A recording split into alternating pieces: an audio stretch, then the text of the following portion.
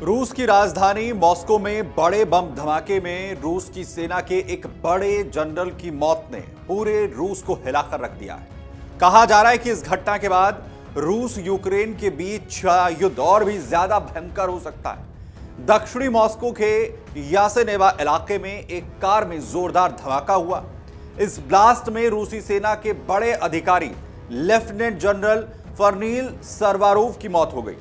बड़ी बात यह है कि इस हमले को यूक्रेन से जोड़कर देखा जा रहा है, जिसमें यह कहा गया है कि यह हमला यूक्रेन की तरफ से अंजाम दिया गया हो सकता है। दरअसल लेफ्टिनेंट जनरल फनील सरवारोव रूसी जनरल स्टाफ के ऑपरेशनल ट्रेनिंग डायरेक्टरेट के हेड थे, यानी सेना की ट्रेनिंग और तैयारियों की जो जिम्मेदारी है वो उनके कंधों पर थी।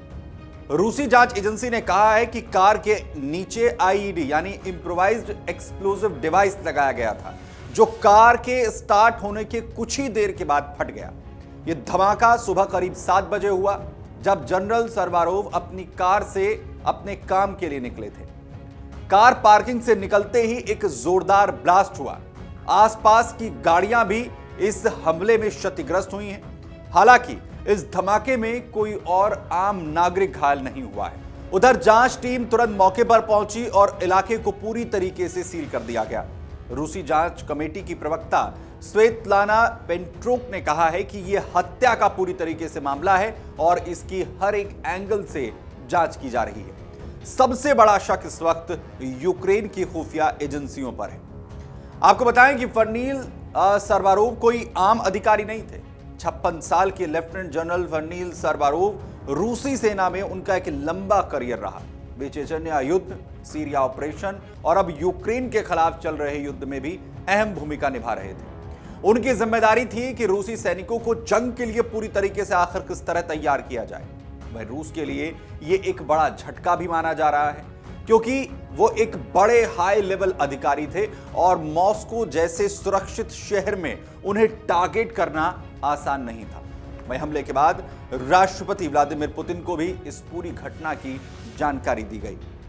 जाहिर है कोई पहला मामला नहीं है। पिछले 1 साल में यह तीसरा मौका होगा जब रूसी सेना के एक बड़े जनरल को कार बम धमाके में उड़ा दिया गया। अप्रैल 2025 में लेफ्टिनेंट जनरल यारोस्लाव मोस्कालिक की जो कार ब्लास्ट में धमाका हुआ था, उसमें जान चली गई थी। दिसंबर 2024 में लेफ्टिनेंट जनरल इगोर किरलोव को एक स्कूटर में छिपे बम से उड़ा दिया गया था।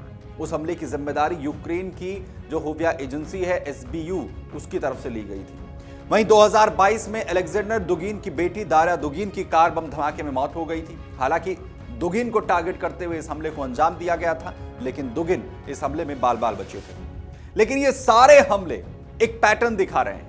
कार के नीचे या पास में कोई बम फिट किया जाता है, फिर रिमोट से या फिर मूवमेंट से जो बम है उसमें धमाका होता है और फट जाता है।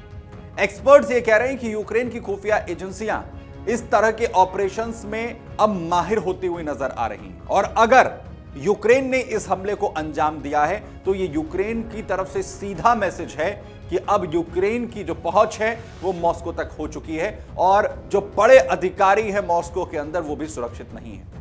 दूसरी तरफ युद्ध के मैदान पर रूस भले ही आगे बढ़ रहा है, लेकिन इन छिपे हुए हमलों के जरिए रूसी नेतृत्व को लगातार यूक्रेन पछाड़ता हुआ दिख रहा है। दूसरी तरफ पुतिन ने पहले किरलोव की जिस तरीके से हत्या कर दी गई थी उसे लेकर सुरक्षा एजेंसियों की एक बड़ी चूक उसे करार दिया था और उस वक्त ये कहा था और आदेश दिए थे पुतिन ने कि इस तरह की घटनाएं पूरी तरीके से रुकनी चाहिए। लेकिन इसके बावजूद भी इस तरीके के हमले रूस की चिंता बढ़ाने वाले हैं। दूसरी तरफ युद्ध एक के बाद एक चल रहा है। रूस ने दावा किया है कि जापोरिजिया में यूक्रेन के हथियार डिपो को ड्रोन से तबाह कर दिया गया। क्रीमिया में रूसी एयरबेस पर यूक्रेनी ड्रोन हमले की खबर है, जहां पर 2 Su-27 फाइटर जेट जो हैं उन्हें खत्म कर दिया गया। यूक्रेन ने फ्रंट लाइन पर सैकड़ों किलोमीटर की किलेबंदी भी की है ताकि रूस के टैंकों को आगे आने से रोका जा सके। ओडेसा पर रूसी ड्रोन्स और मिसाइल के लगातार हमले हो रहे हैं। रेलवे ब्रिजेस हो, एयरपोर्ट्स, बंदरगाह पूरी तरीके से टारगेट पर हैं। दोनों तरफ से हमले तेज हैं और अब ये जंग शहरों के अंदर तक भी पहुंच चुकी है।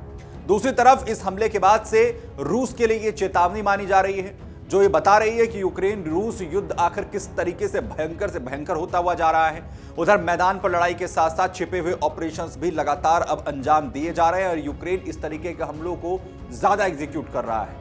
वहीं युद्ध में रूस भले ही ये कह रहा हो कि ऐसे हमलों से वो पीछे नहीं हटेगा, लेकिन उसके बड़े अधिकारियों के लिए, उसकी सेना के लिए ये बहुत ज्यादा चेतावनी भरे हैं।